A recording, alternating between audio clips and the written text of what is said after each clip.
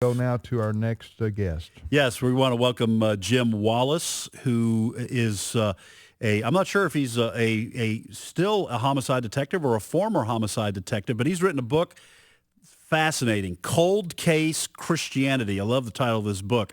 A homicide detective investigates the claims of the Gospels. So we want to welcome Jim Wallace to the program. And Jim, any particular food that you eat that you'd like to confess to? I don't think I've ever had an introduction that was quite like that one. I mean, my gosh. Well, it's well thought out. It's well thought out, well planned. Thank you, or if I should be shocked, or I'm not sure how I should react to that. So. Probably all of the above. We just don't want you to hang up on us, Jim. That's basically what we're hoping for here. Where are you? Where are you a police investigator? Well, I still work as an investigator. You know, I'm in this transition period right now where I'm between full-time employment as a detective and working as a Christian casemaker now at Stand to Reason, which is a ministry out here in California. Oh, so yeah. I'm running time right now between these two lives, and probably I'll always have a hand in investigations. I get asked to consult even a lot today on cases that are in my county where they're just difficult. You know, we're having a hard time closing the case, and they'll call me in to take a look at it. So I've got two cases right now on my desktop, my computer, for the flight home tomorrow. I'm in Kentucky this week, and I'm going home tomorrow. I'll be reading these cases to review them for officers and the DA. But yeah, so I'm still involved on a daily basis with these kinds of cases. Yeah, we air your radio show on the weekend on Stand to Reason Radio.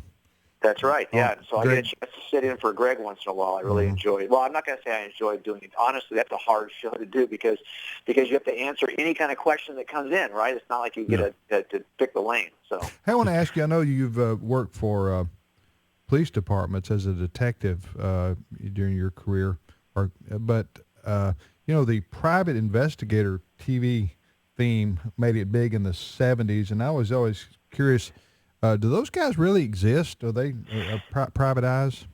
yeah, they do exist, and much of the time they are those of us who work in law enforcement professionally. We retire. Now, we retire pretty early in our 50s, and then, while we do that, by the way, cops in their 50s are about as useless as, a 100-year-old. It's like 100 years of dog years, okay? Yeah. As you get older, you're not as able to jump over fences and chase bad guys as you are when you're younger. Right. But anyway, a lot of us who retire end up working in some form of private investigation, So they are out there, and they are usually hired. A lot of times they'll do marital infidelity issues. They don't always do. It's very rare they actually get involved in criminal cases because that requires a set of resources that really you kind of lose touch with once you step out of this profession. You have to be careful. Just one more question on the lines. Yeah, I was wondering, if you're a private investigator, you don't have the authority that a police detective has. That's right. Absolutely. I mean, you're just a And so private citizen out there, Yeah. So you can't just, go break in somebody's house. I mean, or, serve them with a search warrant. Well, you're not going to write search warrants. You're not going to have access to criminal labs that, we access now without any additional cost. I mean, these are things that are expensive if you were to do them privately, but are part of what taxpayers contribute to and makes it possible for us to do criminal cases. So, yeah, it's very difficult as a private investigator.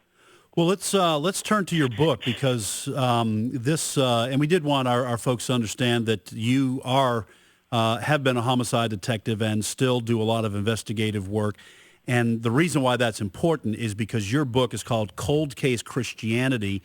It says a homicide detective investigates the claims of the Gospels. And you actually in this book use some of the same kinds of ideas or I don't want to say theories, but at least theories of examining evidence and how you separate this from that and what is reliable and the chain by which evidence comes to